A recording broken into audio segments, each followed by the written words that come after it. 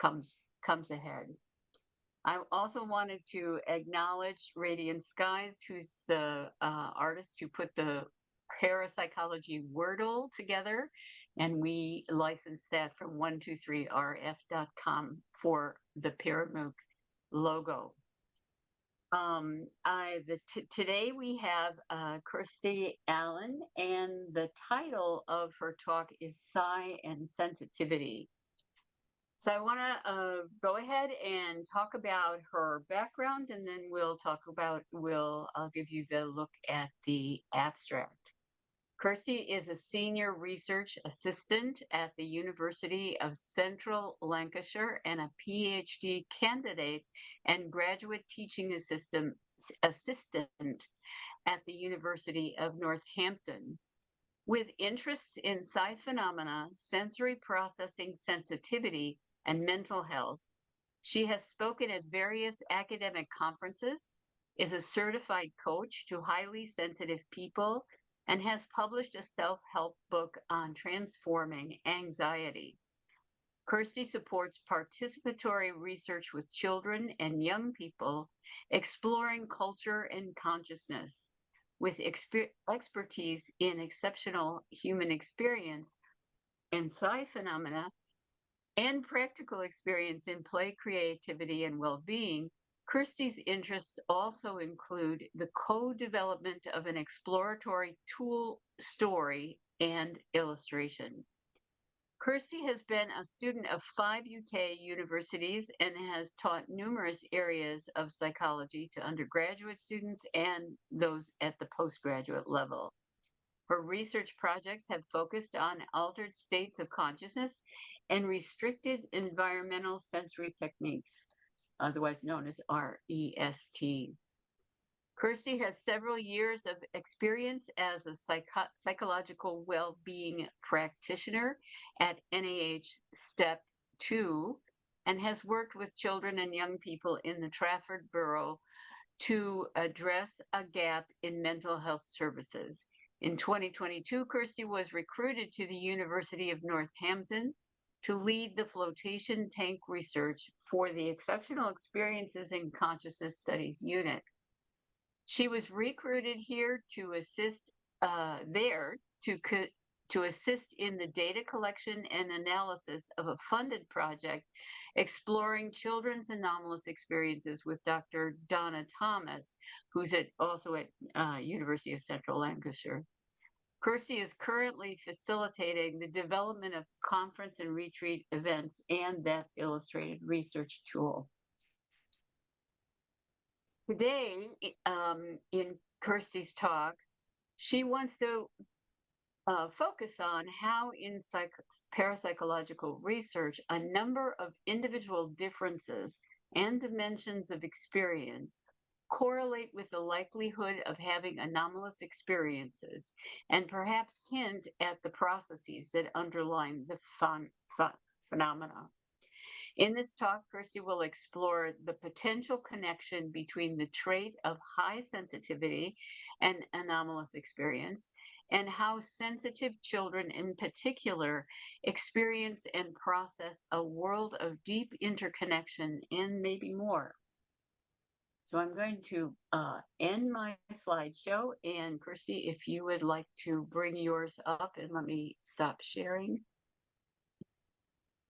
Thank you, Nan. That was a lot of information. I think I learned something. It is. Yes, we were spoiled for choice. That's for sure. And I must say, can you see the share button at the bottom? Yep. I must say I could not choose. I didn't want to edit it, so I hope you don't mind. It's fine. And can you see my slides? I can see your slides. Can everybody else see your slides? Hopefully it's full screen. Yeah, I see them. Yeah, is it full screen? Yeah, full screen. Yeah, chicken. Yep. Yeah, nice and clear. Right, good.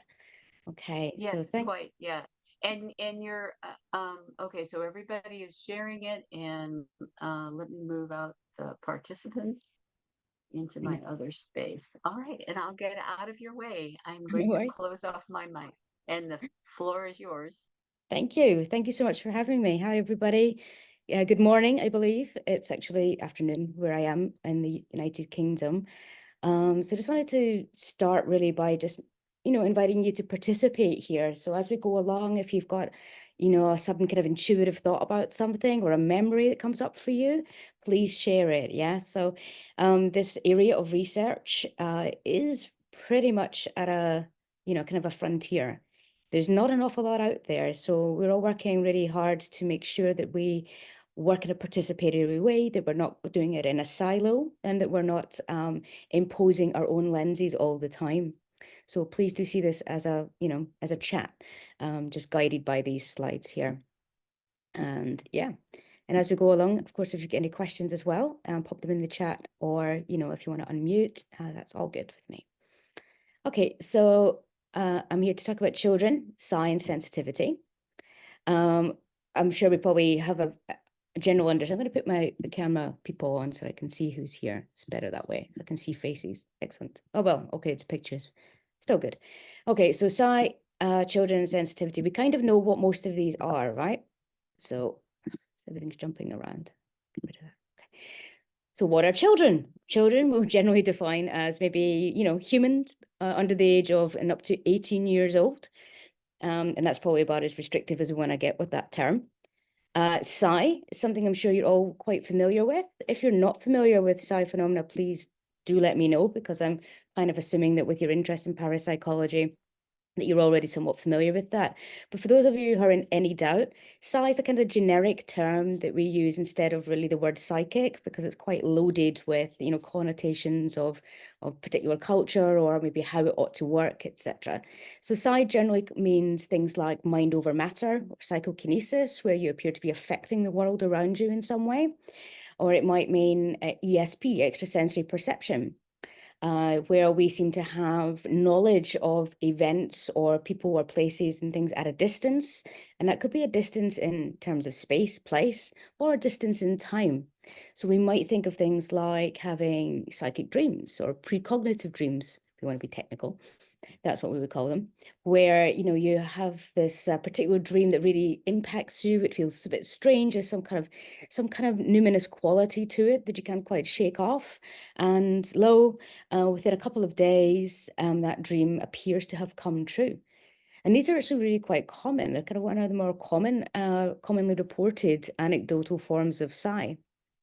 But also other experiences, such as communication with others through unknown means. So telepathy, for example, just kind of knowing something is wrong with a loved one, or kind of maybe having a shared moment when you're actually quite far apart, or just reaching for your phone to pick it up before you realize it's even, it's about to ring. And then you look and you kind of already knew who was going to call you. Or perhaps you think about someone you haven't thought about in 20, 30 years. And then in the next 2 days, that person bumps into you in the supermarket. All of these things are considered to be kind of like everyday psi that we all experience, and we experience them quite frequently.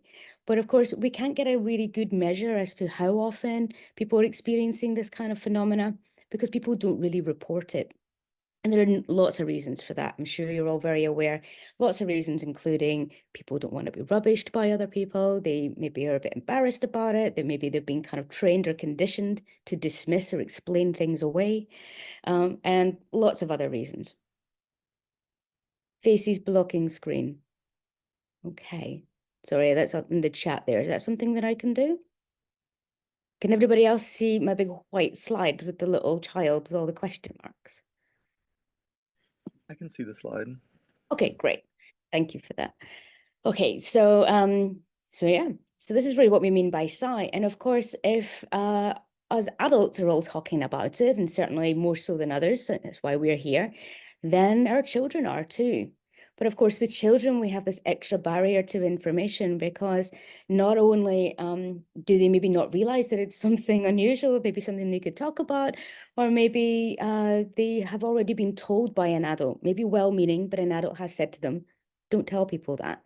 Or, no, you didn't, it was just a dream, etc. But anyway, what's a dream anyway, right? What do you mean by just a dream? So there's all these kind of complications that we have. So we don't quite know how unusual or even how normal different phenomena are, and what the context is for that. Does it, for example, run in families? You know, every culture has this anecdotal way of understanding this phenomena because their gran had it and their gran's gran had it, and so on. So much of our, global, indigenous, ancestral spirituality and magic in the world is all kind of based on these other ways of knowing and these subtle ways of influencing the world around us. And that includes things like healing as well. Thanks, Brian. Okay. So this little illustration here kind of sums up a lot of really... Thank you, Nan. That was a lot of information. I think I learned It something from is. Yes, we were spoiled for choice. That's for sure. it. And I Yeah. must say, can you see the share button at the bottom? Yep. I must say I could not choose. I didn't want to edit it, so I hope you don't mind. It's fine. And can you see my slides? I can see your slides. Can everybody else see your slides? Hopefully Let me it's get full my chat. screen. Yeah, I see them. Yeah. Is it full screen? Yeah. Alrighty. Full screen, yeah, chicken. Yeah. Good. Nice and clear. Right. Good. Okay. So Yes, quite. Yeah. And you're okay, so everybody is sharing it, and let me move out the participants into my other space. All right, and I'll get out of your way. I'm going No to worries. close off my mic, and the floor is yours. Thank you. Thank you so much for having me. Hi, everybody. Good morning, I believe. It's actually afternoon where I am in the United Kingdom. So just wanted to start really by just, inviting you to participate here. So as we go along, if you've got, a sudden kind of intuitive thought about something or a memory that comes up for you, please share it. Yeah. So this area of research is pretty much at a, kind of a frontier. There's not an awful lot out there. So we're all working really hard to make sure that we work in a participatory way, that we're not doing it in a silo, and that we're not imposing our own lenses all the time. So please do see this as a, as a chat, just guided by these slides here. And yeah, and as we go along, of course, if you get any questions as well, pop them in the chat, or, if you want to unmute, that's all good with me. Okay, so I'm here to talk about children, science, sensitivity. I'm sure we probably have a general understanding. I'm going to put the camera people on so I can see who's here. It's better that way. I can see faces. Excellent. Oh, well, okay, it's pictures. Still good. Okay, so children and sensitivity. We kind of know what most of these are, right? So everything's jumping around. Get rid of that. Okay. So what are children? Children we'll generally define as maybe, humans under the age of and up to 18 years old. And that's probably about as restrictive as we want to get with that term. Psi is something I'm sure you're all quite familiar with. If you're not familiar with psi phenomena, please do let me know, because I'm kind of assuming that with your interest in parapsychology, that you're already somewhat familiar with that. But for those of you who are in any doubt, psi is a kind of generic term that we use instead of really the word psychic, because it's quite loaded with, connotations of particular culture or maybe how it ought to work, etc. So psi generally means things like mind over matter, or psychokinesis, where you appear to be affecting the world around you in some way. Or it might mean ESP, extrasensory perception, where we seem to have knowledge of events or people or places and things at a distance. And that could be a distance in terms of space, place, or a distance in time. So we might think of things like having psychic dreams or precognitive dreams, if you want to be technical. That's what we would call them, where, you have this particular dream that really impacts you. It feels a bit strange. There's some kind of numinous quality to it that you can't quite shake off. And within a couple of days, that dream appears to have come true. And these are actually really quite common. They're kind of one of the more commonly reported anecdotal forms of psi. But also other experiences such as communication with others through unknown means. So telepathy, for example, just kind of knowing something is wrong with a loved one, or kind of maybe having a shared moment when you're actually quite far apart, or just reaching for your phone to pick it up before you realize it's even, it's about to ring. And then you look and you kind of already knew who was going to call you. Or perhaps you think about someone you haven't thought about in 20, 30 years. And then in the next 2 days, that person bumps into you in the supermarket. All of these things are considered to be kind of like everyday psi that we all experience, and we experience them quite frequently. But of course, we can't get a really good measure as to how often people are experiencing this kind of phenomena because people don't really report it. And there are lots of reasons for that. I'm sure you're all very aware. Lots of reasons, including people don't want to be rubbished by other people. They maybe are a bit embarrassed about it. That maybe they've been kind of trained or conditioned to dismiss or explain things away, and lots of other reasons. Faces blocking screen. Okay. Sorry, that's up in the chat there. Is that something that I can do? Can everybody else see my big white slide with the little child with all the question marks? I can see the slide. Okay, great. Thank you for that. Okay, so yeah, so this is really what we mean by psi. And of course, if us adults are all talking about it, and certainly more so than others, so that's why we're here, then our children are too. But of course, with children, we have this extra barrier to information because not only do they maybe not realize that it's something unusual, maybe something they could talk about, or maybe they have already been told by an adult, maybe well-meaning, but an adult has said to them, don't tell people that. Or, no, you didn't, it was just a dream, etc. But anyway, what's a dream anyway, right? What do you mean by just a dream? So there's all these kind of complications that we have. So we don't quite know how unusual or even how normal different phenomena are and what the context is for that. Does it, for example, run in families? You know, every culture has this anecdotal way of understanding this phenomena because their gran had it and their gran's gran had it and so on. So much of our, global, indigenous, ancestral spirituality and magic in the world is all kind of based on these other ways of knowing and these subtle ways of influencing the world around us. And that includes things like healing as well. Thanks, Brian. Okay. So this little illustration here kind of sums up a lot of really, my perspective on this. And it's an original illustration that I came up with the idea, and an illustrator called Mark Carter rendered it for me, an original by hand, believe it or not, because my art skills are a little bit limited, but there we go. And so the idea here is that sometimes when we're kind of occupied in life, and especially when we're very young, and we've got all these questions about things, these like, will I fit in at school? Are they going to like me? I had a bad dream. What, is that thing going to happen? What if I don't pass the test? All of these questions, perhaps, and so the same with adults, perhaps behind all these little questions, we're all seeking a much bigger one, which is, who am I? What is my purpose here? What is the meaning of life? And that's really where I feel like this research, this intersection of children's psi and something I'll come on to called sensitivity, where they meet, it's this depth of meaning, this depth of understanding, this depth of inquiry. And perhaps our children are the deepest inquirers that we know. So sensitivity I'll come on to in a moment, but in general, it's actually a trait that's been found. It's 20% roughly of the population and across different species actually inherit a kind of higher sensitivity than is average. And there's thought to be evolutionary advantages to that. And perhaps that's a rationale why. And it comes with kind of, challenges, but it also comes with some advantages. And that's where, for me, that's where this story gets really interesting. So let's have a look. And as we go along, please do tell me your experiences, because as I said, this is kind of frontier stuff. There's not really anything out there. There's bits on sensitivity in children. There's stuff on, psi, obviously.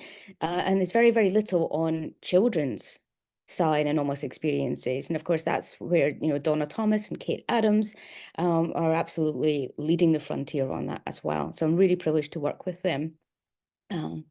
Okay, so just to outline my own positionality, because I feel it's actually really important that when you're a researcher, you recognize that you are the lens through which your research is going to be rendered. Yeah, you're kind of the funnel through which it's going to be distilled. So there are always lots of considerations to think about how it's maybe casting shape and form, how it's maybe coloring a certain interpretation. So here's mine. So I am what's known as a highly sensitive person. And as I said, we'll come on to that in a little bit. Some of you here probably are as well. And this means that I have biological, like medical sensitivities. So, for example, as a child, was chronic asthma, eczema, severe allergies, had to carry EpiPens. And am one of those people who can't have peanuts, and various other kind of inflammatory sort of issues.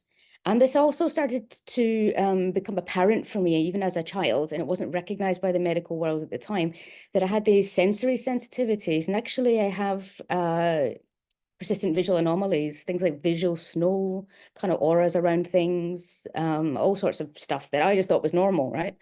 Until one day I realized it wasn't. There's a whole story there, but that's for another time.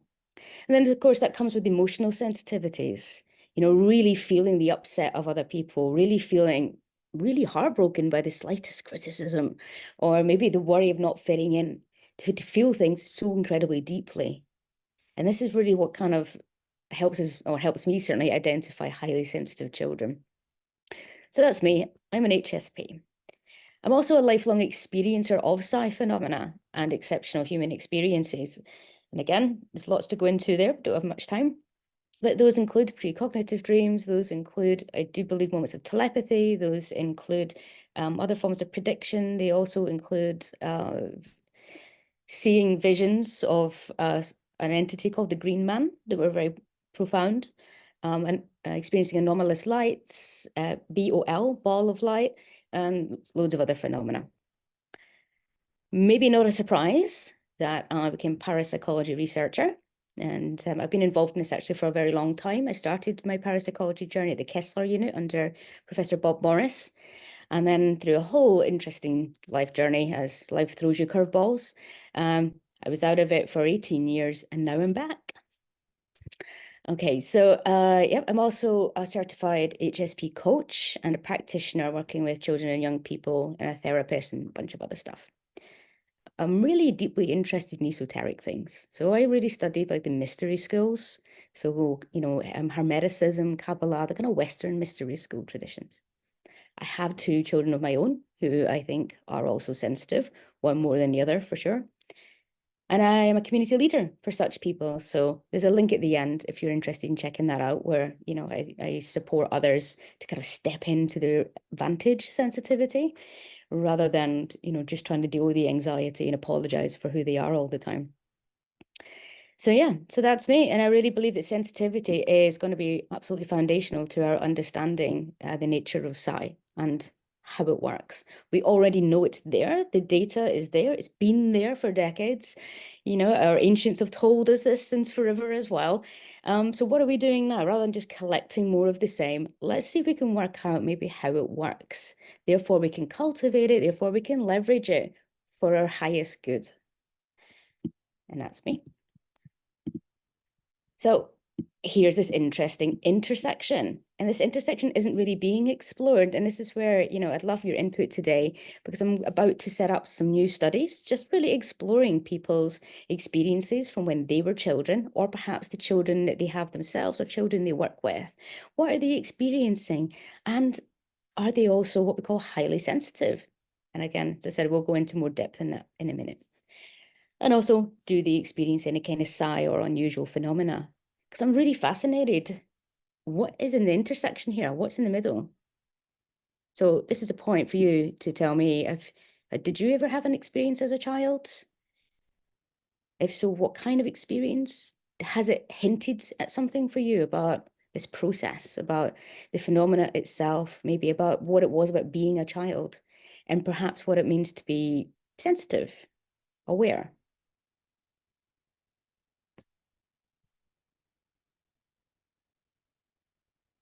My cat Pinky often has that look on her face. She go, what? Yeah, I'm pretty sure cats are psychic. I think that's kind of been long established since, ancient times. Okay, well, we can come back to this. So I really think when it comes to research, how on earth do we go about trying to figure this stuff out, especially as adults, who are trying to now think about things from that point of view of children? How on earth do we do this? Well, perhaps Rupert Sheldrake is right. He says all science should start from the natural history of what people experience. And when you think about it, where else would we start from? So it's important to always remember, as I said, positionality, but also that we have these lenses, especially as an adult, we kind of impose form on things. We impose a sort of understanding. Even two adults looking here at an apple. Again, this isn't another original illustration from my project. And the idea simply here is you've got two adults who are both, quite openly, creatively, persistently examining the reality of something. But it seems highly unlikely they're going to come up with the same reality.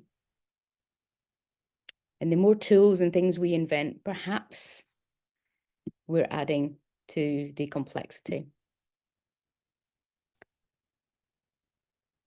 So there's that, you were saying with a grandmother, transmedium, interesting path. So was that when you were a child?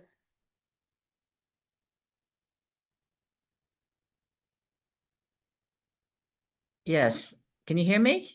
Yeah, great. Yes, as a child, and it frightened me because everybody expected me to blossom forth, and it wasn't until I was much more mature that I got a grip and started accepting that.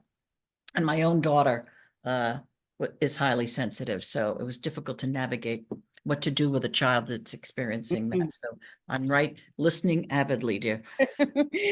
well, please contribute and also correct me if I'm getting anything a bit wrong, or Okay, or sure. if I get overexcited. Okay, thank you. But yes, of course, your grandmother was Eileen Garrett, of course. Yeah.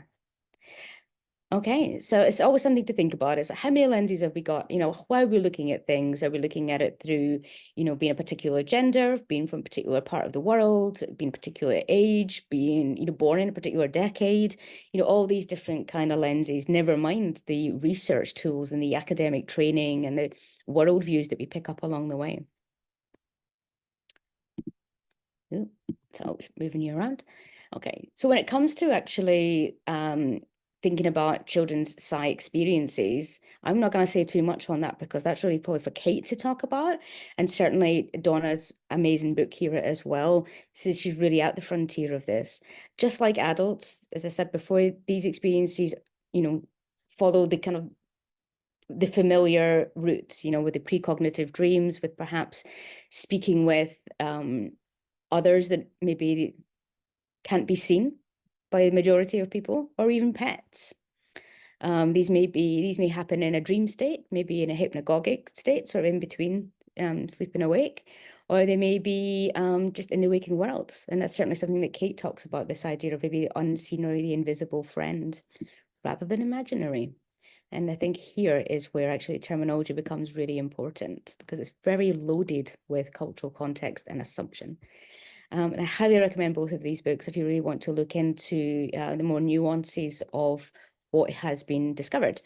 And the way that Kate and Donna work is in participation with the children. So it's to avoid imposing all those adult lenses. So it's absolutely, foundational work. And it's an absolute honor to have even a little part in that journey.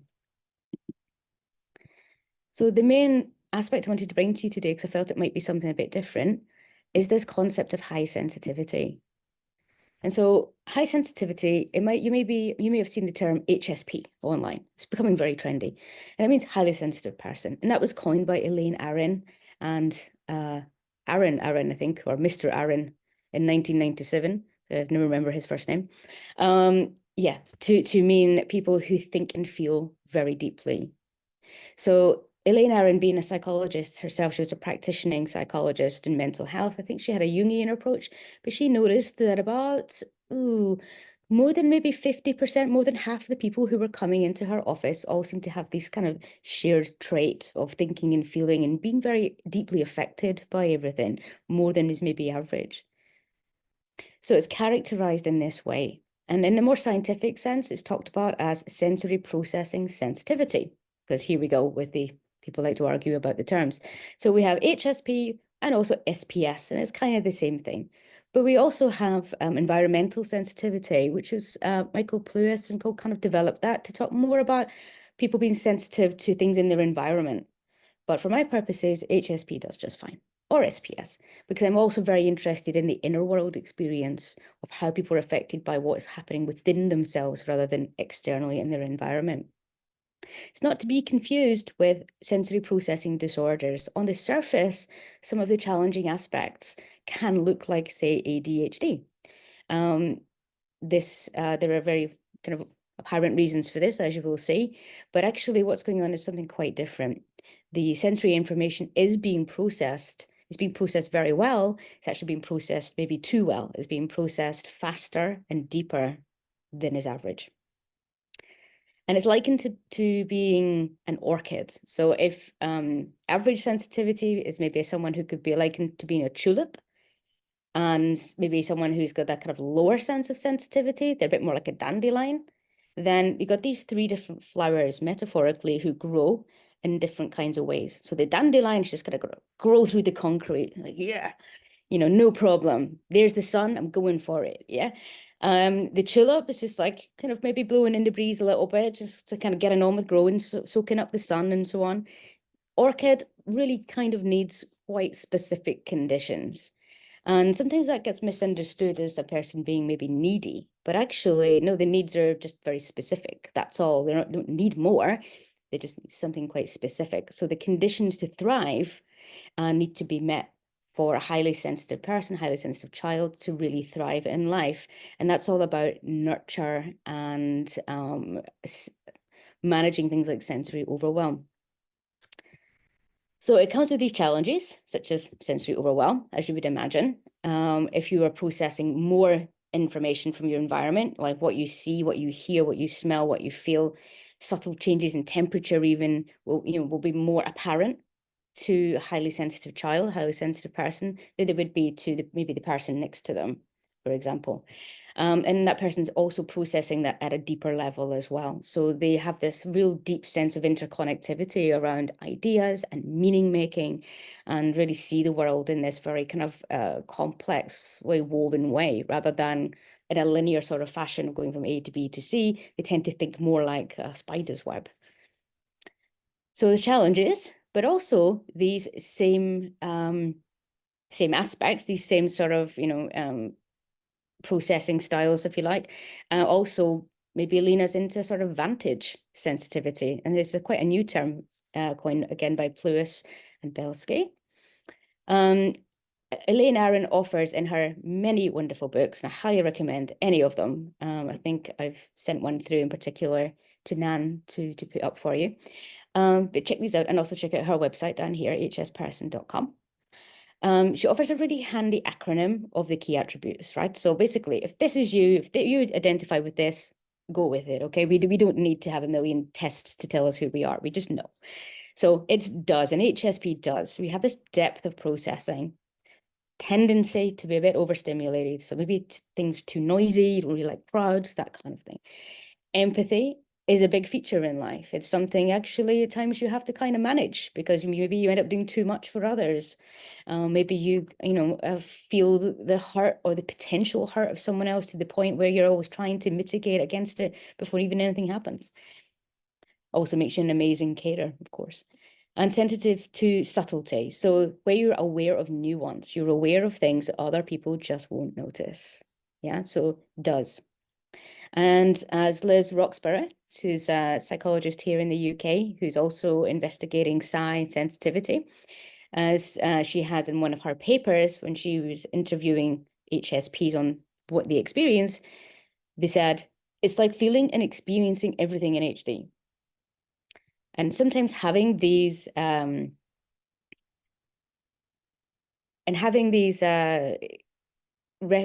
realizations that you are highly sensitive is so refreshing. It's like this huge, kind of weight is lifted off your shoulder, because you can realize that you're not alone, that it's actually perfectly normal, and that the conditions around you just aren't really ideal. It's not you that's necessarily the problem. It's perhaps an insensitive world that you're operating in. And so you can have that moment of clarity of saying, it's not that everything's too much. It's that actually I'm just experiencing it like it's in HD, and everyone else is still in, regular definition. So it helps with that feeling of otherness. Okay. And so this could be, see if you resonate with any of this. You could be like, my eyes, it's so bright in here. Who needs the light on this bright? Or who needs the TV up this loud? What is going on here? Or just too many people in a small space. You could also be sensitive to what's going on the inside. Yeah. And you probably noticed this with children as well. Maybe when you were a child, or with your own children, or children you work with, children you know, they just need the lights turned down a little bit, or they'll complain about noise. But also they'll be very sensitive to their own inner worlds. They'll kind of like notice a temperature change, and they'll be curious about it, but then maybe start to attribute meaning to it. Or they'll notice a pain, and the more they notice the pain, the more the pain is present, and so on. So highly sensitive people can generally experience more pain, more discomfort within themselves. But there are other sensations as well. Intuition is one of them. Intuition is a felt bodily sense. And perhaps this is one of the reasons why sensitivity could be of real interest to parapsychology. We're also really affected by emotions and the moods of others. So you may have that experience of like you're on the bus, and there's always that one person that just wants to sit beside you and tell you their life story, and you can't get away. And this may go on for some time, and then maybe they want your number so they can call you the next day to continue the brilliant conversation they were having. Yeah, I get it a lot on the train up and down to Northampton. It's a thing. I play bingo with it actually, and I kind of try to like guess certain factors before they happen. Yeah, so you might be the sort of person who is you just know what to change in a room. You just know to kind of fluff the cushions up a little bit. You can just see someone, are you hungry? Do you need a drink? That kind of thing. You just know, right? You can be very moved. Yeah, like really deeply moved. You feel very emotional. You feel somatic as well. You feel very kind of like bodily aware of the sense of art, the sense of music, nature, animals, the depth to it. Yeah, rather than that's a nice painting. You're kind of maybe experiencing the emotion of the painting. You're experiencing the interplay of color and form, and how what it emotes within you, or what it maybe emotes in other people who are standing around, maybe in an art gallery. You're probably drawn to things like healing professions. You're drawn to being a carer. You're drawn, into just wanting to help others. In fact, you probably feel driven to do it. Also the same with creative professions as well.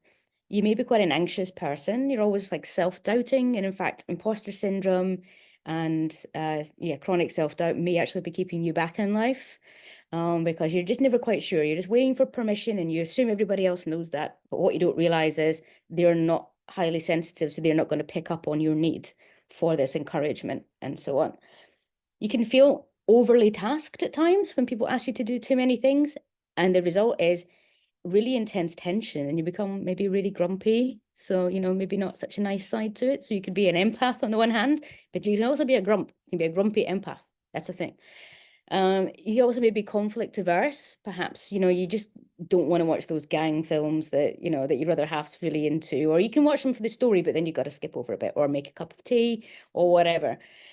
You have a really rich inner life of imagination, your dream world, and you really create a lot of meaning from it as well. You may be interested in things like dream analysis. Maybe you keep a dream diary. Maybe you like to kind of draw things in an intuitive sort of way, work with artistic materials rather than painting by numbers. You kind of want to intuit your way through things. You have this richness to how you work with the unfixed. Others may have described you as too sensitive. Yeah, because toughen up. You must toughen up. Let's grow a thick skin. All of these things. Terrible advice. You can't help who you are, right? This is absolutely foundational to your resting state of being. So that kind of advice is never going to be effective, okay? All it's going to do is make a person, especially a child, feel like there's something inherently wrong with them. And of course, when you have this disposition, that's the worst thing you can hear. Yeah. So yeah. And the reality is actually to manage the overwhelm, to manage all this extrasensory information, extrasensory perception maybe, you actually need a lot of alone time. You need to be removed from the environmental stimulation. One of the reasons I'm very interested in rest, restricted environmental stimulation technique, such as a float tank. And maybe you are a regular experiencer. And so we got these sort of pros and cons, yeah? So on the one hand, there's a tendency to experience anxiety and self-doubt. On the plus side, actually you have a far greater self-awareness. You're far more aware than most people. Like your metacognition, you're aware of your thoughts, you're aware of your reactions, you're aware of yourself in the moment.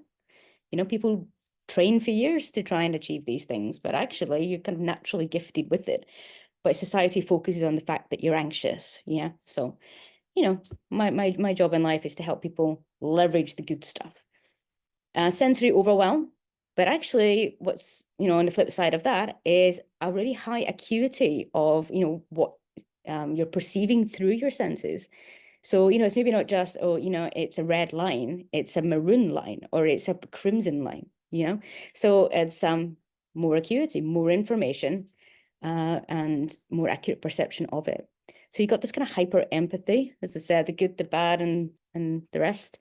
It can be a lovely thing, you know, when you just want to, people just want to bond with you. It works with animals as well, you know, or you just make yourself available, you know, and people come and get to know you and you get to know them. They tell you everything. Maybe they share way too much, but it can also be a bit tricky because it can be a bit exhausting. You know, people do kind of, yeah. If someone's in, if what I found anecdotally and personally, if someone's in need emotionally, psychologically, sometimes they will kind of like almost sense, it's almost like a sixth sense. They will kind of sense that you're available. So yeah, so working with that can be tricky. You need to make depth, and you're all about meaning making. Okay, so when you're learning, when you're creating, when you're coming up with your own understanding of things, it's at a depth level, like 2 and 2 is 4. Yeah, okay, great, but how? Why? Show me the evidence, right? You want to know down the way what's underneath. You're probably interested in things like even like etymology, like, oh, this language is really interesting, but, you know, where did the language come from? What do the words mean? What did it used to mean? You know, how did we get this from here to there? And so on. So it's that depth of learning and depth of understanding. And at the same time, this desire to and natural propensity to make meaning at this deeper level of things being interconnected. Essentially, you're a natural creative thinker. There's also a really distinct sense of boundary thinness and something we call transliminality. And with boundary thinness, this is in comparison to boundary thickness. Funnily enough. So someone with a thick boundary would be said to be like, I am me, I am in the world, I am doing stuff in the world with other people. Someone with thin boundaries is like, it's all fluid. You know, there's no real sense of separation from the self and the other person over there, or all the people in the room, or maybe even the land itself. You know, it's wide open. This is a fascinating area. So this idea of boundary thickness and thinness is really key. So this sense of you're maybe really affected by what's going on in your environment and you're really affected by other people. There's maybe part to do with that thinness, right? That fluidity between you and them. And it seems to be a very real, tangible thing because other people seem to sense it. But where the real advantage is, if that isn't already an advantage, is that you can very easily sort of transcend the sense of self to no self. So again, people train for years and years and years in mystical practices and things to, you know, and they meditate to kind of have this sense of unity, this sense of the self being broken down, the loss of ego, the oneness with all things. Well, might just be easy for you. Certainly it would be, it's more accessible, it's more natural, and, you know, there's certainly evidence for all of this as well. You absolutely feel different. And that's hard, especially when you're a child. You feel different. You never feel like you fit in. I know that I felt like I was an alien. I really did wonder. I used to sit at night looking at the moon thinking, pretty sure I'm not from down here. I wonder when, you know, I'm going to be going home. I don't feel like I belong here. All sorts of interesting thoughts. But of course, as you can see, you belong to maybe the best club, okay? Oh yeah, a weirdo club. That's another project I'm on, so I'll tell you about that another time. So you're probably misunderstood generally as well, you know, as a group. We're in a culture that's less sensitive than maybe we are, yeah, and maybe that's the issue. And it's not that there's anything wrong with other people being less sensitive. That's how they ought to be. That's how they're born. That's how they should be, right? It's all correct. But we need to recognize that there's a disparity. So for me, it's, in doing that, it means you're also you're a natural leader, okay? Because if something is easy and other people have gone there before you, and the ground is already trodden, then that's not real leadership. It's actually because of your self-doubt and your anxiety, you can ironically be self-assured to keep stepping forward into uncharted land. Yeah. So I really think that highly sensitive people and our highly sensitive children need to be made aware of this. They are potentially the best leaders of the future. Yeah, they're going to maybe operate with a greater sense of empathy, with a greater sense of interconnection, with a greater sense of kind of prediction of outcomes and things as well, how they're actually affecting the world. And so for me, it's both and, yeah. So we've got this Mobius strip down here to illustrate that. Okay, so various skill time are we on? Yeah, we're okay. So various skills have been developed, and there's a really short checklist. It's only, I think it's 27 items. If you want to quickly take it, we can whiz through that and see where you score on that. And there's a similar one for children. So if you just quickly go through this, then see where you come up with this. It's either yes or no. So just give yourself a point if it's a yes. So I am easily overwhelmed by strong sensory input. I seem to be aware of subtleties in my environment. Other people's moods affect me. I tend to be very sensitive to pain. I find myself needing to withdraw during busy days, etc., etc. I'm particularly sensitive to the effects of caffeine. I'm easily overwhelmed by things like bright lights, strong smells, coarse fabrics, or sirens. I have a rich, complex inner life. I am made uncomfortable by loud noises. I am deeply moved by the arts or music. Are we good to move on to the next one? So just give yourself a point for each one that you feel is true. If someone give me a thumbs, we'll move on to the next one.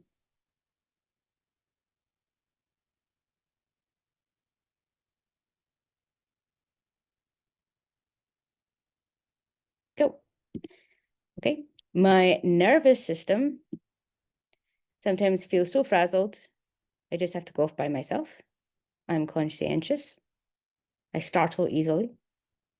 I get rattled when I have a lot to do in a short amount of time. When people are uncomfortable in a physical environment, I tend to know what needs to be done. I am annoyed when people try to get me to do too many things at once. I try hard to avoid making mistakes or forgetting things. I make a point to avoid violent movies and TV shows.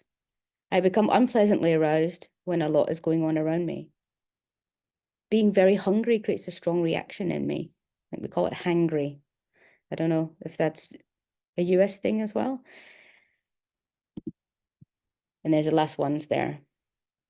The changes in my life shake me up. Yeah, you see hangry. Yeah, I'm sure that's where we got it from. I'm sure we probably heard it from you guys. Great word. Yeah, I came up with bongry once, which was bored hungry, but it didn't catch on. Okay, so I notice and enjoy delicate or fine scents, taste and sound, works of art. I find it unpleasant to have a lot going on at once. I make it a high priority to arrange my life to avoid upsetting or overwhelming situations. I'm bothered by intense stimuli, like noises, chaotic scenes. When I must compete or be observed while performing a task, I become so nervous or shaky that I do much worse. When I was a child, my parents or teachers seemed to see me as sensitive or shy. And I know that I was always called shy. Kirsty lacks confidence. Kirsty's really shy. And it's like, so I kind of felt I should become those things, right? So it kind of starts defining you as an adult. Okay. We all done with this? Okay. So generally speaking, I mean, and this is just a kind of fun test, right? So it's not like, don't live your life by it, as Elaine Aron would say. 14 or more would generally be considered highly sensitive. But if you have fewer items, but they're like really, really true, same deal. But actually DOES is by many considered to be kind of a more accurate way of determining whether you fit this profile or not. Okay. So do feel free to share.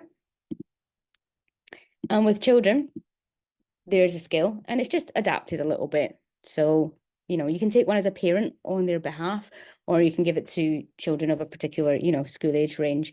And it's just adapted the language a little bit to make it sort of, you know, more child friendly, really, like this. So that's just an example.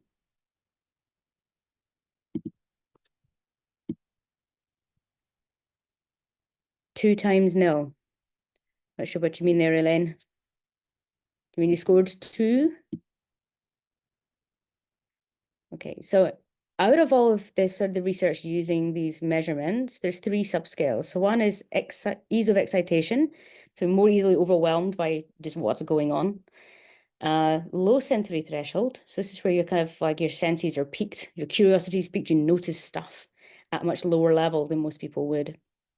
And aesthetic sensitivity. So being affected by, you know, having appreciation for sensing, you know, the pattern in something that perhaps other people might miss, for example.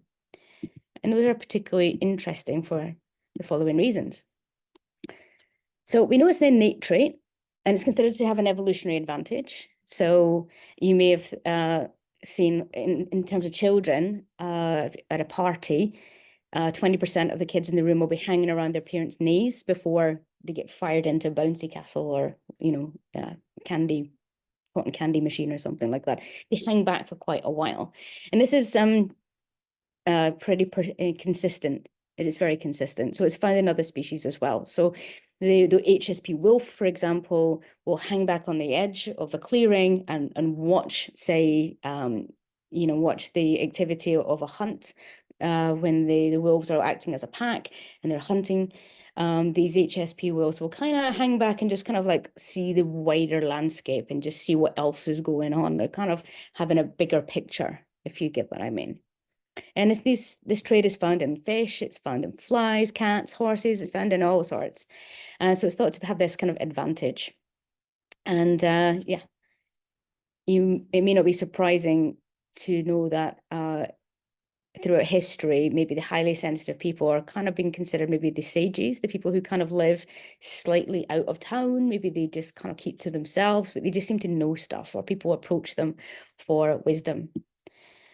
So there you go. It's also been found, you know, in terms of like science, you know, it's found that the brain structure itself is actually a little bit different. There's, you know, I think it's the cingulate gyrus is thought to be a little bit bigger, I think, which is, some people argue, has a particular role in consciousness and the sense of self, of pulling all the information together. There's also more neuronal activity in the mirror neurons. And the mirror neurons are the neurons that help us identify how someone else is feeling and then feel it, you know, help us to empathize. So it makes sense, you know, more activity in the mirror neurons, greater sense of empathy. But perhaps that sense of empathy goes further. Yeah, perhaps it's, you know, what we might call clear empathy as well. It's also, we process sensory information, especially fast and deep, but in particular, social and emotional information. It's displayed as overt social caution, attention to detail, and always asking these big questions, always seeking meaning. It's an awareness of the subtlety, awareness of nuance, being more responsive to stimuli that others would miss. And interestingly, again, right at the kind of cutting edge of sensitivity research, there's suggestion that HSPs will be more likely to experience misophonia and ASMR, synesthesia, all these other very interesting perceptual anomalies, which may not be paranormal, but still they're in a spectrum of things which aren't, you know, typical. For those who don't know, ASMR, I'm going to get it right, autosomic meridian response, I think. And that's about where you hear certain kind of crinkly sounds and you get a tingling sensation all over your scalp and body. And there's actually quite a big industry for this. So people listen to ASMR tracks to get to sleep. Misophonia is kind of the opposite. It's that intense annoyance, anger, fear, you know, tense like fight or flight seems to go off when you hear kind of like chewing and clacking sounds, etc. And you just can't stand it. Yeah, so other things like that as well. Interestingly, some of the sensitivity research came out of researchers looking into things like sick building syndrome. So where people were saying that they were becoming unwell at work, and they were physically becoming unwell, and they were being criticized for being like too sensitive because their colleagues weren't. It was this research, in particular this person, Joer, found that actually, yeah, these people were genuinely becoming ill. And it seems that they were responding to electrical and chemical sensitivities. So, I know myself that, I have had an interesting relationship with electricity, been electrocuted a lot. Oh, really? Oh, great. Oh, fantastic. Yeah. So yeah, and I don't know if my my electrocution experiences have added to or worsened it. I'm not too sure, but yeah, it's quite something. But yeah, get quite unwell in the London Underground, headaches when computers boot up, not so much laptops, but desktops, all sorts of stuff like that.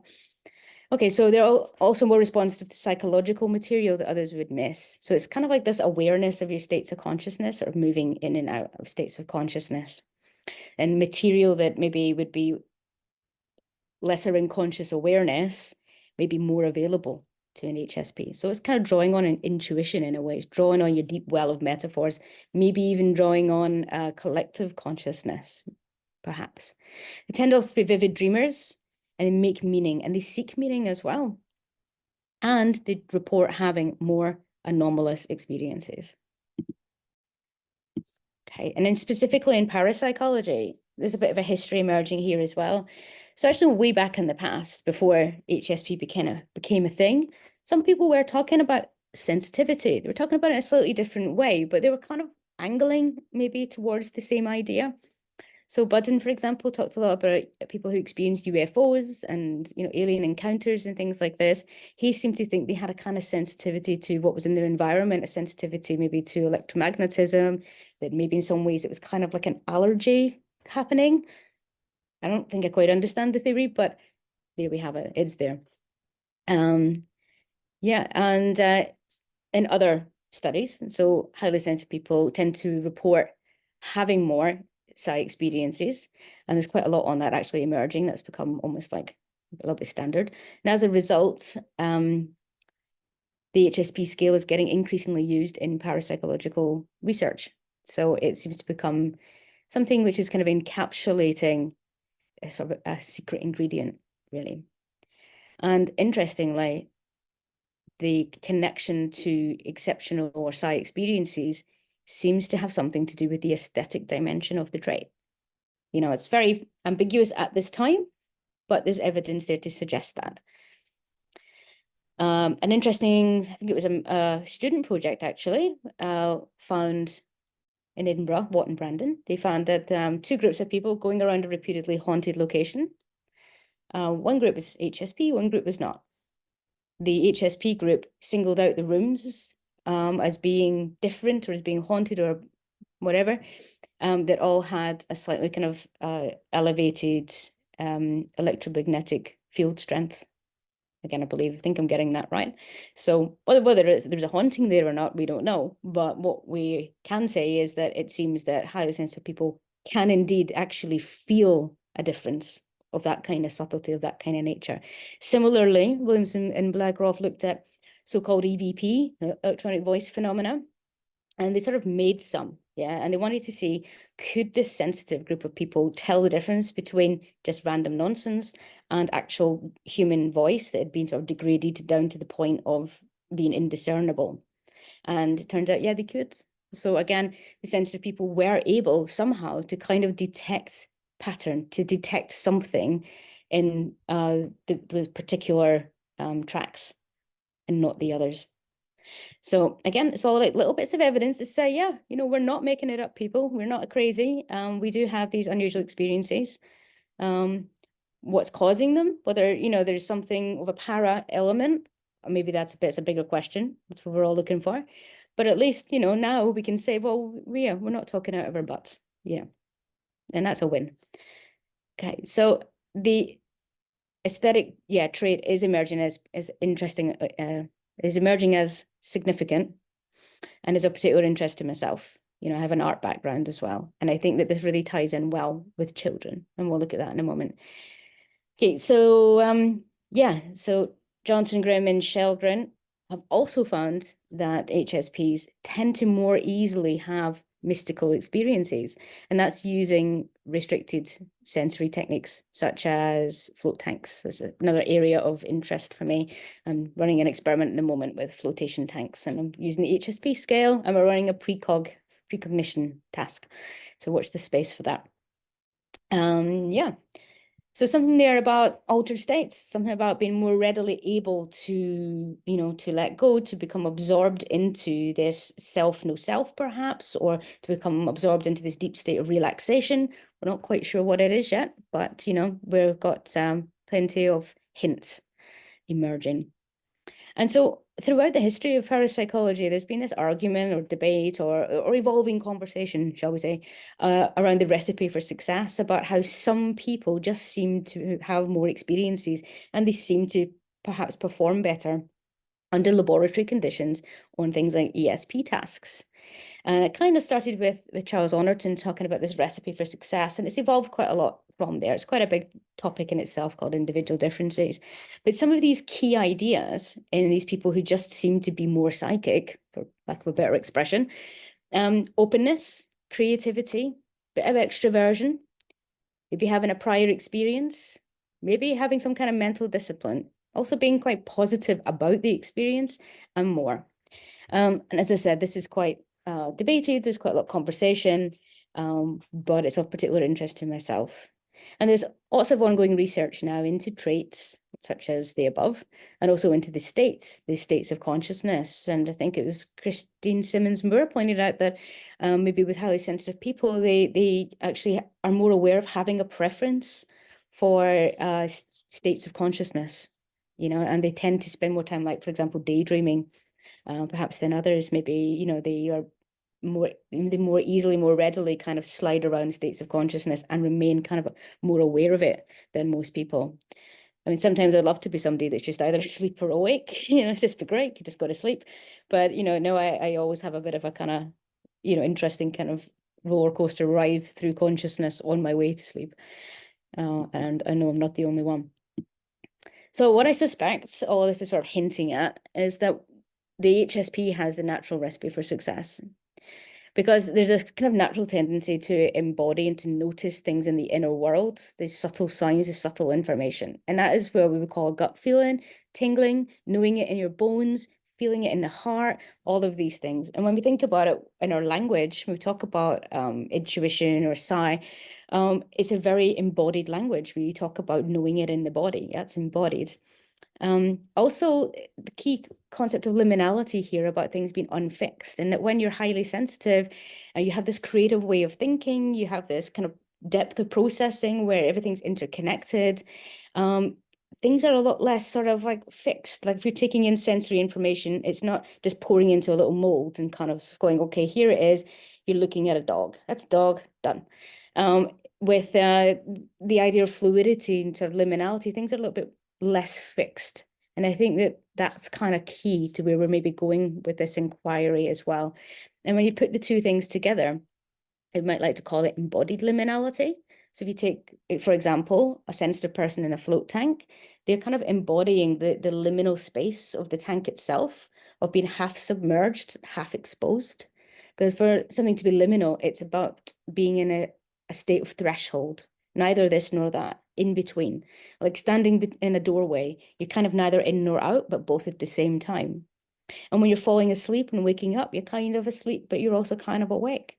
So there's all these beautiful states of liminality. And I think that the sensitive person is just more aware of them as they occur and embodying them at the same time. And so they also tend to have more kind of creative ways of thinking and a sort of more trust on intuition. And maybe we might like to call that other ways of knowing. And perhaps these experiences, which are particularly unusual, they can sort of be blended into, other more readily accessible or readily accepted ideas. They don't have to be black and white, like that doesn't fit, or that can't be true, or, it ought to work like this. And this ability to kind of just, move around and kind of shift states of consciousness and become, almost in control of them, which might, tend to take people into lucid dreaming, for example. And there's not really any research on this, but anecdotally from people that I've worked with, I certainly find that highly sensitive people more often than not seem to have had experiences of out-of-body experience, of lucid dreaming, and yeah, and those kinds of states. I spoke with a remote viewer recently, and he commented on the number of people that he was training who displayed this same kind of almost neurodivergence as well. And he referred to a lot of them as being ADHD, interestingly. So yeah, so also childhood and adult psi experiences can become quite normalized. So if as a child you have these experiences, then as an adult, you're kind of already used to them. It's not necessarily going to be a bolt out of the blue as it might be for someone. And because the trait runs in families, right, it's an inherited trait, then we can kind of make a kind of, cautious assumption here that maybe if a child is saying they're having these unusual experiences, maybe one of their parents does as well. Maybe someone, in their near family has already been talking about them. Maybe grandma talks about it all the time. And so actually within the family, it's quite normal. And then, of course, when things are normalized and we accept them, we tend to notice more of them, right?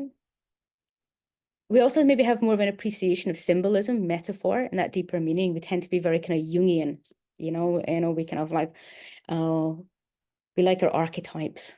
I don't know if anyone here is really into archetypes and anything kind of Neoplatonic, but these are very satisfying things. Yeah, great. Okay. So also we're drawn to the transpersonal spiritual interests that support psi and psychic phenomena. So we might be someone that has like about 40 different packs of oracle cards, for example. We may have an inordinate number of crystals, all these kinds of, esoteric spiritual interests certainly seem to attract a particular demographic. And again, I think we can probably make, some predictions that these people would be highly sensitive. Also, taking it further, it's an appreciation of synchronicity and when it happens, rather than dismissing it, just tending to kind of believe into things, having positivity into things, and so on. And not really afraid to talk about these things. And of course, all of this kind of comes with something quite complex called differential susceptibility. This is like on the vantage side where, maybe someone has had that nurture as an orchid, and they've been able to lean into and been able to kind of confidently work with their creativity, work with their, naturally enhanced memory, sense of interconnection, all these kinds of things. For many highly sensitive children, if they're not given that kind of nurturing start, if they have anything adverse in their childhood, it will go the opposite way. And actually things will be even harder for them because of their sensitivity. So basically sensitivity acts as a magnifying lens. Overall, as a lens, it's a magnifier. So if you're encouraged to have these kind of noetic, spiritual psi experiences, it's magnifying them. If you're encouraged to shut down and to live in fight or flight, it's going to magnify it. So try to move you guys. The key points for me here that sort of come out of this, and as I said, this is really kind of the edge of things. This research isn't really being done to any great extent yet, little bits, different disciplines. So it's very exciting. But what I'm gleaning from this is that it's all about this fluidity and this interconnectivity. The children are naturally kind of weird, W-Y-R-D. They're kind of like naturally, as my colleague at the Weird Experience would say, weirdos.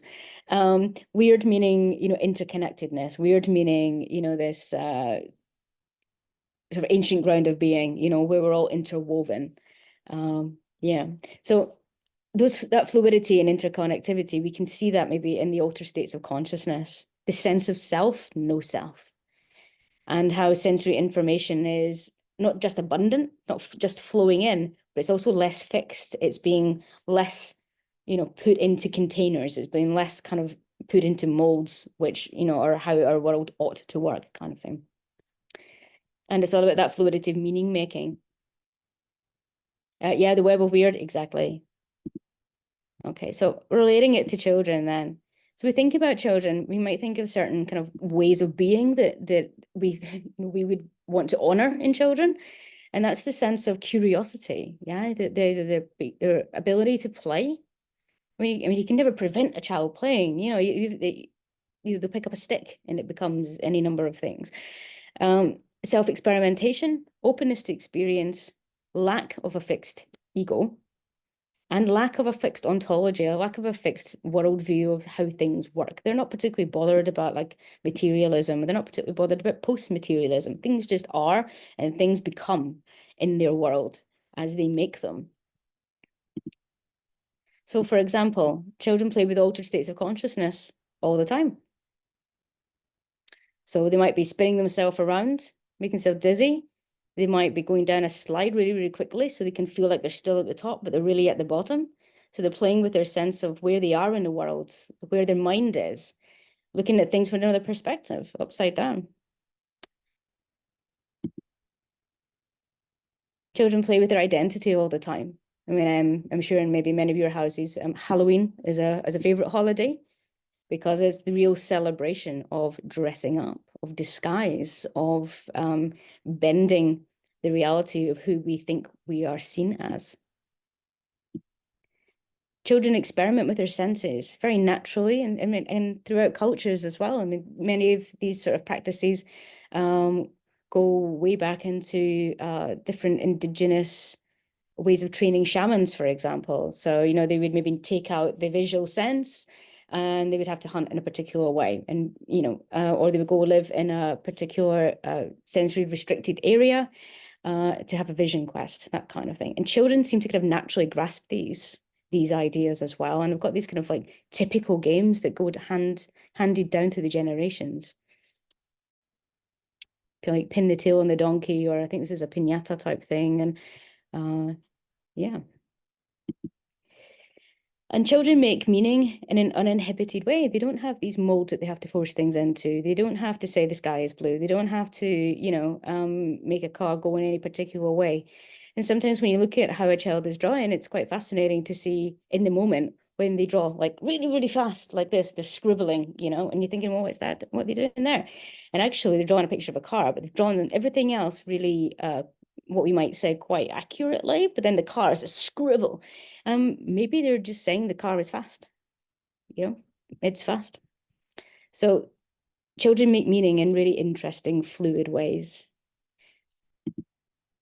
And curiously as well, children are also close to liminal life. They're much closer to a state of before they were made, before they were here, starting to develop an ontology, starting to develop lenses.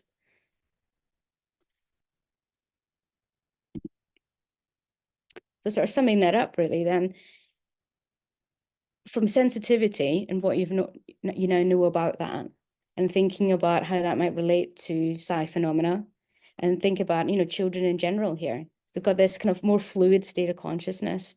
They even spend more time dreaming than adults, for example. The material world is unfixed. They're experimenting with it. They don't like know how anything works yet. If that's a kind of knowing that can really be had. Their identity is less formed, you know, they're still, you know, for a large part of their existence, they were inside someone else's body and then attached to someone's body and then completely reliant on other humans. So they've got these thinner boundaries, a greater sense of flexibility with their senses as well. So children, you know, often have like more kind of synesthetic type crossing of the senses experiences. And then this idea of being closer to perhaps an unfixed time of life itself. And then when we think highly sensitive children, well, again, it's this lens, this magnifying lens of all of these things that are of great interest to us. The creativity, the openness, the empathy, the meaning making, the sort of fluidity, the lack of sense of self. So this 20%, they have more dream recall, for example, and meaning. They, you know, obviously they have very rich imaginal lives. Empathy is a big feature for them. They, you know, maybe they sort of maybe daydream more, maybe get distracted and get told off by teachers. Maybe they get absorbed into a book. I know I used to do that, get completely absorbed into it to the point where the world would melt away and the teacher would have to yell at me to tell me to put the book down. And that's a trauma I still remember. Yeah, okay. So all of these things, so they're processing everything more deeply than most would. And when they've got these unfixed meanings to draw upon, you know, perhaps they're more able to tell us about what the contents of these experiences are.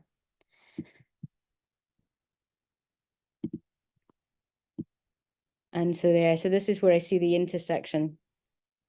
And I would love to know what your thoughts are about all of this. And, you know, maybe what you think might be in the middle here. So we've got psi phenomena, which is, as we talked about, these moments of extrasensory perception, maybe psychokinesis, maybe speaking with others or seeing others. We have high sensitivity. We know that these people seem to have more of this. And that could be for the many reasons of, you know, these embodied awareness, the embodied liminality, consciousness states, and then children who naturally are more sensitive already. And then there's the 20% who are highly sensitive. And the benefits to looking at this as a new area of research is not only what can we learn about the phenomena, but how can we best support our children, especially where they have this amazing capacity to become healers, carers, artists, leaders.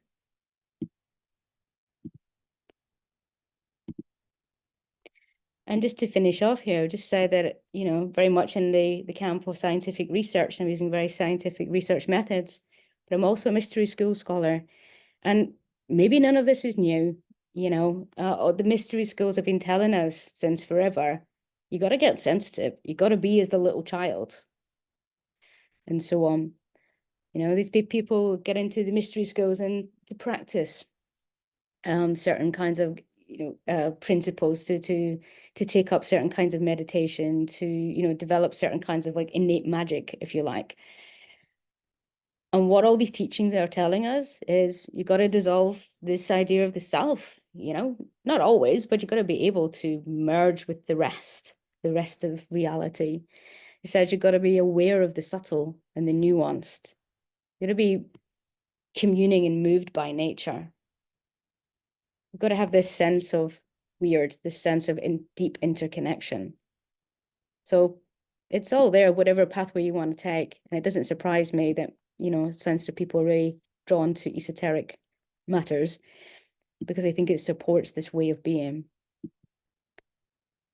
So HSPs for me, they hold great insight, even though they might not realize it yet, because they might not even realize that this is a thing. And our sensitive children, they might actually just be the wisest of all. So here's a bunch of references. And I say thank you very much. I hope it wasn't too meandering. As I said, it's a bit of a new kind of area, but hopefully you might see where there's an intersection too. Let's find it for you. I've lost it. Oh well. Anyone got any questions? Anybody would like to offer anything, any insights, any personal stories? Yeah, anybody that wants to do that, go ahead and open your Thank you, Elaine. video if you want to, or your audio, and talk to us. I was thinking that if we could sit on the intersection Yeah, I'm just trying to slide find for the it. Q&A, I thought that was quite good. There you go. That one. I was Yeah. trying to find it. Yeah, I thought I had it at the start as well, but I seem to have lost it somewhere. Right. I didn't see the Honorton 1997 on your reference list. Considering that Chuck died in 1992, I'm wondering what Okay. that might have been. Yeah, there's a few references missing. I ran out of time to sort of a few of them out. But there's quite a lot of references from my PhD thesis to Honorton and to Bem and Honorton. So some of the later references were previous So it's publications. probably the Bem and Honorton, because okay. I wondered if it was that one. That was an amazing body of work. I'm gonna hog this for a second while we're waiting for somebody else to pop in here, but in fact, let me change my thing so that I can see everybody. We have a hand up. We have a Darcy. Good. Darcy, can you hold on just a second? One of the things that I wanted to say is embracing ambiguity. I don't know if that's even considered to be an area, but it seems to me that people that are not worried about not having the answer, right? It's a part of openness, I'm sure. Mhm. But I'm wondering if there's a way to look at that specific thing. How are people handling ambiguity, and how are they looking for the answer, or are they experiencing they're chasing the experience? If there's any way to kind of tease that out. It's a good question. I would think that applies as much to the researchers as it does maybe Yeah. participants and I'm one you of know. those. And in a way, that's what we're all doing, right? That's where it comes from. Yeah, Yeah, whether we that's want where to it admit comes it or from. not. At the Rhine, we had people that were really looking for back in the 80s, really looking for an answer. And then there were people like me that were like, let's just have this panorama of all the possibilities, and then let it lie there as we're moving forward. And it was there was a different type of productivity, but everybody was kind of very productive anyway. But I just wondered if that might be something that people are thinking about, because what you have done with what we were thinking about in the 80s is so much more detailed, so much more research, so much more understanding of how so one of the things we were talking with Jeannie, how important it is to listen to the experiencers and how that changes the nuance and the context. And I think that's just fantastic. So I will shut up now, and Darcy. That's great. Thank you. Just Nan, I don't know if you've seen this, but almost like thinking along the same lines as you, I wanted to know about, are there any disciplines that are looking at things like just being curious for curious sake, and what is curiosity?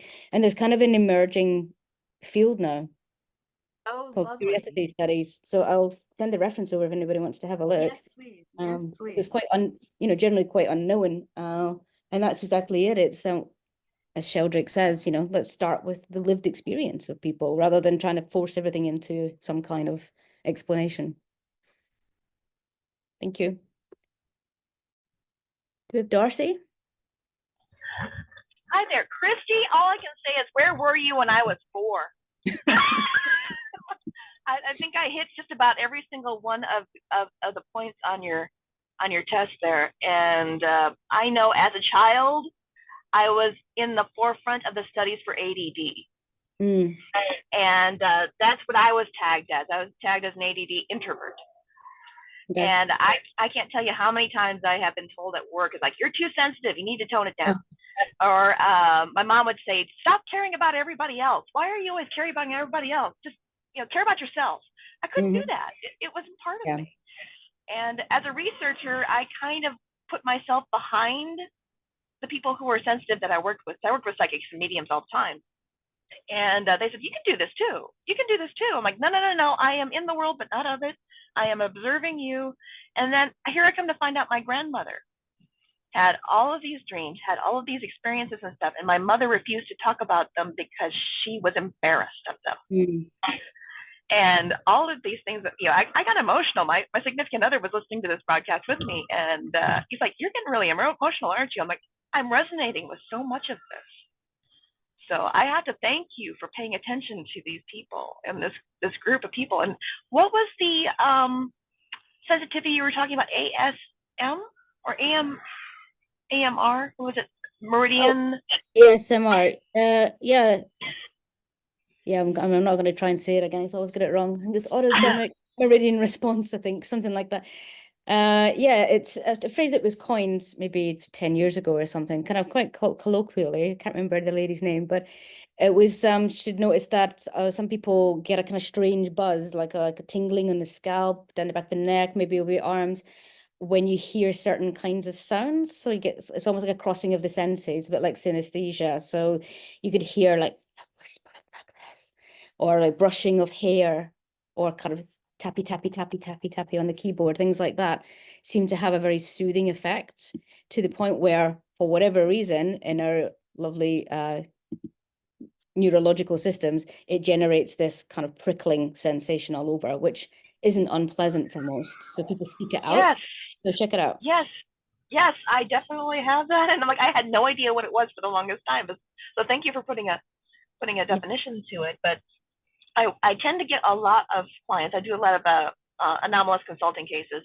People call me into their houses, what's going on here? And I do find a lot of children that are the focal to a lot of this. And many of them have been diagnosed ADD or ADHD. And so this is very fascinating to have this checklist that you've introduced here. And I mean, not that it's the end all and be all, but it's definitely a collector that I can use when I go on these cases. So I greatly appreciate you sharing that. Thank you. You're welcome. If you go to hsperson.com, I think that's right, which is Elaine Aaron's website, all the scales are on there and you can download them. So you can download, there is one specifically for children, or you can go to sensitivity research. I think it's .org or .com, and it's Michael Plewis and Co.'s research website. And again, you know, you can find the scales and things on there, or you can contact them for use. And you know, they're not like diagnostic things, because HSP is not a diagnosis, right? It's a personality type, loosely speaking. So these tools are just, they're guides to kind of point you in the direction of normalizing something for someone, and then opening the door for them to say, do you know what? Yeah, you're anxious. That's okay. We can work with that, rather than let's fix your anxiety. Because then you spend your whole life anchored to this idea of anxiety. Got to manage my anxiety. Got to manage it. Got to cope. It's like, no, maybe it's the fundamental ground of who you are. Let's work from there, you know, and try a different approach. So yeah, get into it as well, though, and let's, you know, continue chatting and see what we can do. Yeah. Well, and one last question, and now I don't want to hog the conversation, but I noticed in your credentials, you actually are certified to work with people with PSI. Where did you get that? And you know, how did you develop with that? It's not certified to work with people with PSI. That's my area of research. It's I get the term right now. Certified professional, highly sensitive person coach. There you go. Got it. Oh, okay. Okay, so that's through a good friend and colleague of mine called Jules DeVito. I can give you the website as well. So she does training programs. She's a counselor, coach, transpersonal coach, and many other things. And she researches as well, highly sensitive person. And she runs courses for people to become like accredited, you know, as formal coaches. So I can certainly give you her details. And she does one for working with children as well. Please. Yeah. I mean, as you mentioned in your checklist, people come to me all the time and they have these abilities. Sometimes they want to shut them off. Sometimes they want to develop them, but they come to me and I'm like, okay, so I would like to have more training, or at least more exposure to people that are researching this. So this is great. Thank you so much. Yeah. Email me and I can send you a bunch of stuff. No problem. I think it's something that's curious about this experience of finding that other people just kind of come to you, like they kind of know that somehow you'll see them, right? Somehow you'll see them and you won't judge them. It always signals to me that this same capacity is present in everybody. What's different is the awareness of it, I think, because if their senses, their very subtle senses, are singling you out from, say, 100 other people, how are they doing that? You know? So thank you so much. I appreciate it. You're very welcome. I'll put my email address down here. Please do email me and I will send you all sorts of stuff. Thank you. You're welcome. Thanks for coming. Okay, so I can hang about. Yeah, I can hang about for a few more minutes if anyone's got anything, or anyone wants to share a story. I'm just gonna have a little look at the comments. Nice presentation. Thank you for all the nice comments. Sorry, it's a bit garbled at points. That's me thinking too quickly. Mouth can't keep up. Another part of being highly sensitive seems to be, yeah, for children, they may have an advanced vocabulary, you know, and they may just be using big words all the time. They don't know where they got them from. They might not even be using them correctly, but they're having a go. And this is kind of part of the profile, is there's a bit of an enhanced memory, and when nurtured well, all of these traits can, you know, really lead to excellence in different fields, you know, and in different academic sort of ways as well as artistic. So yeah, my 5-year-old, he's been talking since he was 2, just like a chat show host. So I'm absolutely certain he's highly sensitive. If you are willing to send us a PDF of your PowerPoint, that will also help. I can put that up in materials as well. Sure. And that gives us the reference list and all the wonderful links to the various websites too. Yep, I can do that, and I'll just fix my reference list. It was a bit last minute, as always. Oh, thank you. And so with Keegan's got something his hand missing. up. Hi, Keegan. I just want to say great presentation, and Yeah. I'm recently out of undergraduate and kind of want to do a bunch of side research, but I don't really know where to start. Yeah, I think the echo was on somehow happening there. Interesting, you should say physics. One of the projects I'm working on is weird. So I mentioned WYRD a couple of times. If you, that's all right. If you check out goweird.org, you will see that the entire experimental kit and sofa and wall art and everything from the former Pear Laboratory is now in the UK on a sanctuary in Yorkshire. And so there's a big project there to restore all of that. So they are looking for people with like physics and engineering and things backgrounds with an interest in parapsychology to help with that. So it could be something worth looking at, depending on, you know, your ability to travel. But also their ongoing research is in developing what they call consciousness technology, and it's sort of advancing on what the Pear Lab developed, which was the random event generator led experiments, you know, with the laptops or with a little frog riding a robot and all those kinds of fun things. There's a drum, various other bits and pieces, which the guys there are now in the process of repairing and renewing. So maybe check that out. And again, if you're interested in any of that, I could introduce you to people to talk to. Of course, there would be, there's lots of, I think, is it John Frith, I think, at the Rhine Centre, looking at PK as well. So, you know, PK being a very good crossover of like physics and parapsychology. Dean Radin has done loads over at IONS. Yeah, exactly. Yeah, that's it. Thanks, Nan. Yeah. So Brenda Dunn and Bob John's Legacy. Yeah, so Jeff's sort of involved in this place over at Broughton as well. So I've seen him quite a few times now. It's just been really lovely. Close connection with folks in Yorkshire. That's right. Yeah. So you can check all of that out. And if any of it, you know, appeals, I can certainly help make introductions. But reach out to people. Don't be shy. That's awesome. Thank you. That's tough not to be shy. I know. One of the things I wanted to say is that when I was coming up in the 70s, there were very, very little ways of getting education, even though there were some more universities in the US that had programs or at least courses.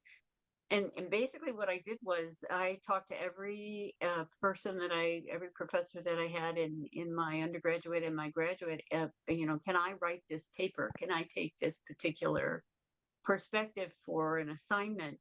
And I was even able to do that in the psychology department at Northern Illinois University, who were completely against this whole idea.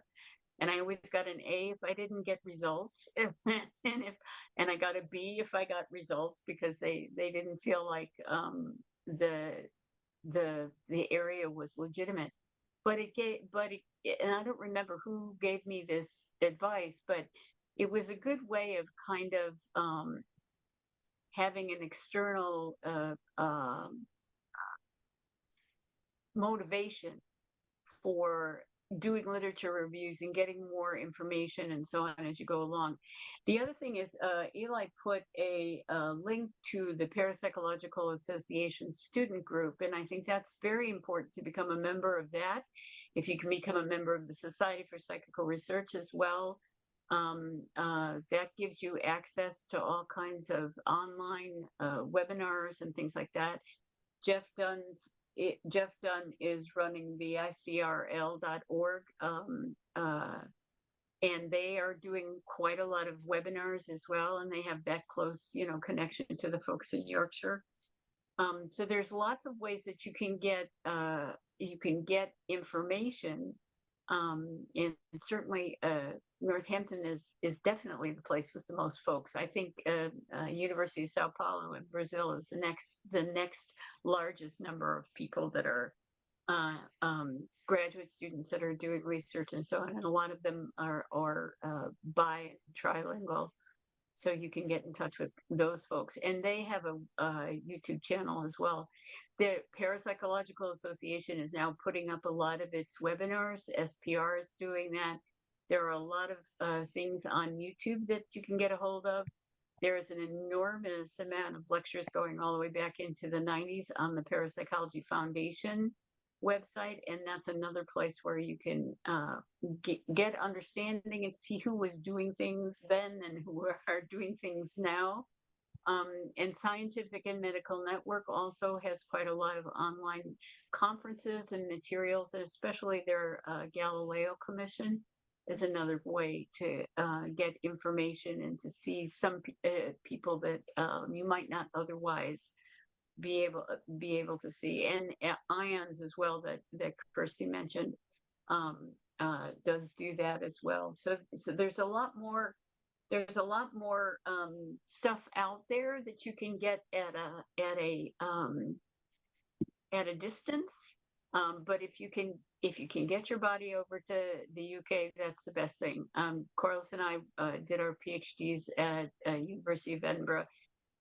Chris was one of the students when we were there. Tony Lawrence, who I think is still at Coventry, and there were a bunch of people. Matt Smith at Buckinghamshire. There's a lot of people that came out of Bob Morris's enterprise, and that have really populated the landscape in the UK. And if you can manage it, I think that's a great way to go. And if not, go to the conferences and start meeting people and setting up your network and so on. So there's lots of ways to do it. Yeah. And there are programs that we're working on in the US, and there are a lot of people like the California Integral, I think it's called Integral, I've forgotten it. It's CIIS. They're do a lot of therapeutic stuff, and they're interested in clinical parapsychology and so on. So you can nose around and see what's available. But my recommendation is get yourself to the UK if you possibly can do that. Yes. Thank you so much. That was all excellent. Thank you. Well, Kirsty, this was absolutely marvelous.